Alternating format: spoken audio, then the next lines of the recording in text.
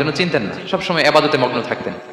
এটা আমরা করতে পারি যে শেষ 10 দিনে, আর যেহেতু 3 দিন বাকি, আমরা একটা স্পেশাল প্ল্যান করতে পারি যে আমরা আমাদের সর্বোচ্চটুকু উজাড় করে দিয়ে লাস্ট 10 ডেজ অফ রমাদানের এই বরকত আমরা হাসিল করবো, এটা যেন আমাদের মিস না হয়। তাহলে এটা আমরা একটা পেলাম। 2 নাম্বার হচ্ছে ইতিকাফ করা। রাসূলুল্লাহ সাল্লাল্লাহু আলাইহি ওয়াসাল্লাম রমাদানের শেষ 10 দিন ইতিকাফ করতেন। আমাদের আয়েশা রাদিয়াল্লাহু তাআলা বলেন, কানা ইয়াতাকিফুল আশরাল আওয়াখির মিন রমাদান, রমাদানের শেষ দশকে তিনি ইতিকাফ করতেন হাত্তা তাওয়াফাহুল্লাহ, ওনার ইন্তেকালের আগ পর্যন্ত এই অভ্যাসটাই তিনি জারি রেখেছেন। সুম্মা আতাকাফা আজওয়াজুহু মিন বাদি, তারপরে ওনার স্ত্রীরা ইতিকাফ করেছেন।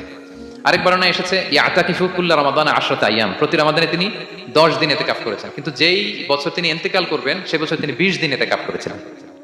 প্রতি রমাদানে 10 দিন, আর যে বছর ইন্তেকাল করবেন সে বছর কয় দিন? 20 দিন তিনি ইতিকাফ করেছিলেন মসজিদে নববীতে। তাহলে আমরা এই রমাদানের শেষ দশকে এটা করতে পারি। 2 নম্বর পয়েন্ট হচ্ছে ইতিকাফ করা। তো আমরা যেন ইতিকাফ করার চেষ্টা করি। ইতিকাফ করতে না পারলে শেষ